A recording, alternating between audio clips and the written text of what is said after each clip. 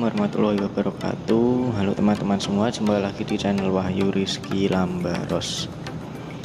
Nah, pada kesempatan kali ini saya nggak berbagi video bis ataupun tentang bis ya. Kali ini saya mau nyobain iseng-iseng ini buat video naik motor alias motovlog itulah ya. Oh iya, sebelumnya mohon maaf ya, karena ini saya cuma pakai body jazz strap, jadi videonya nggak bisa nengok ke kanan ataupun ke kiri. Cuma lurus aja ya ini.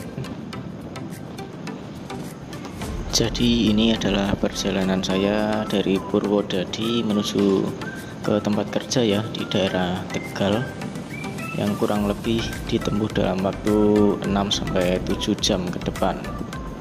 Tapi enggak saya videoin semua sih, hanya beberapa saja karena ini cuacanya sedikit mendung.